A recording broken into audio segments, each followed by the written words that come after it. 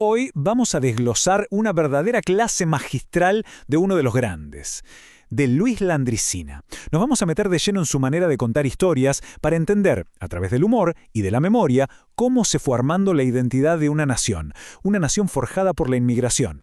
Y él siempre arranca con esta frase, que es potentísima. Es una frase que resuena en el ADN argentino, ¿no? Captura de una manera perfecta esa idea de una nación que se construyó casi desde cero por gente que cruzó un océano entero buscando un nuevo hogar. Y claro, esa idea, la de ser descendientes de los barcos, es como una columna vertebral de la identidad colectiva. La historia que nos contamos a nosotros mismos sobre esos inmigrantes europeos que le dieron forma a un país. Pero como vamos a ver, esa es solo una parte de la película.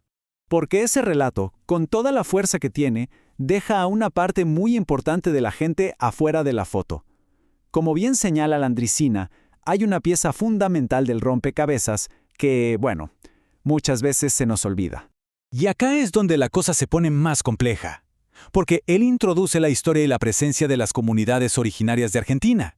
Y las describe exactamente así, como una deuda pendiente en la conciencia de todos. Estamos hablando de más de 500.000 de almas, repartidas en 13 comunidades indígenas. Landricina sostiene que durante muchísimo tiempo se les quitó algo esencial, el orgullo de pertenecer, y que recuperarlo es una de las grandes tareas que tenemos como sociedad.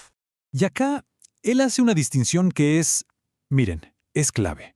Por un lado, critica esa idea de integrar para borrar, o sea, forzar a una cultura a disolverse, a desaparecer.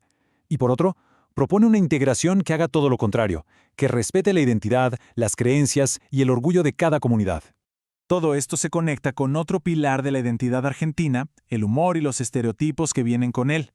Landricina se pone a explicar de dónde salieron esas caricaturas, esos personajes étnicos con los que crecieron generaciones enteras.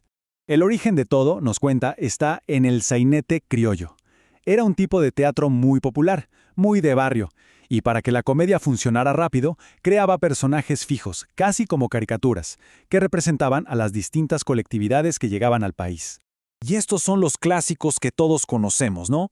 El gallego, que es medio ingenuo, el italiano que habla a los gritos, el turco que te vende cualquier cosa, el judío que cuida mucho la plata. Estos estereotipos se hicieron tan famosos en el escenario que al final se instalaron en la cabeza de la gente como si fueran la pura verdad. Pero acá es donde Landricina hace su magia. Empieza a desarmar uno por uno estos estereotipos. Y ojo, no para decir de esto no hay que reírse, sino para mostrarnos las verdades históricas y las historias humanas que están escondidas justo detrás del chiste.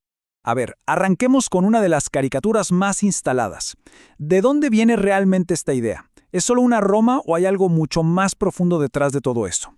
Bueno, Landricina lo explica de una manera muy simple. El pueblo judío, en sus orígenes, era gente de la tierra, agricultores, pastores, pero las persecuciones a lo largo de la historia los forzaron a buscar oficios que pudieran llevarse consigo si tenían que escapar, cosas como las joyas. O sea, fue la necesidad, no la avaricia, la que dio pie al estereotipo. Y esto es brillante. Muestra cómo la propia comunidad puede agarrar ese estereotipo y convertirlo en humor. Landricina cuenta este chiste que es una muestra de un sentido del humor increíble, uno que se apropia de la caricatura y al hacerlo le quita todo el poder de herir. Ahora pasemos a otro clásico del repertorio, la figura del gallego, del español, como alguien un poco lento, un poco ingenuo. De nuevo, Landricina nos invita a rascar un poquito la superficie para ver qué hay debajo. Y acá está la clave.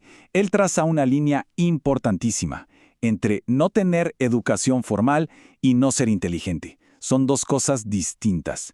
Muchos de esos primeros inmigrantes gallegos no sabían leer ni escribir, pero con un lápiz en la oreja y una libreta levantaron imperios comerciales. Su supuesta brutalidad era muchas veces simplemente una barrera con el idioma, como que en su lengua no existía el sonido de la J. Y para ilustrar el estereotipo con humor, cuenta el final de un chiste genial sobre un ministro que va a elegir una oveja de un rebaño, se confunde y termina llevándose al perro pastor. Es una broma que juega con esa idea de ser despistado, pero ahora que sabemos el origen, la escuchamos de otra manera. Y después de analizar el humor colectivo, Landricina cambia el tono por completo. Nos lleva de la risa compartida a una historia de una sola persona. Una historia íntima, personal y profundamente conmovedora. Un recordatorio de que detrás de cada gringo, de cada inmigrante, hay una saga personal. Esta es la parte final, y para mí, la más poderosa de todo su relato. Es la historia de un hombre al que en el pueblo le decían el loco, y el poema que Landricina le escribió años después.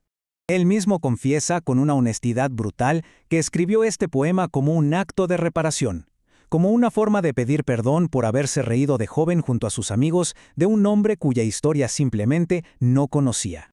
El poema nos presenta a un colono polaco, solo trabajando su campo, y de repente la llegada de su esposa, Federenka, que vino de Europa para estar con él.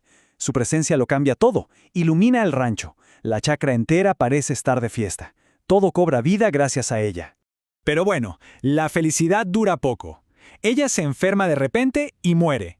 Y él tiene que volver solo a la chacra, cargando nada más que su pena y el eco de las últimas palabras que le dijo su esposa.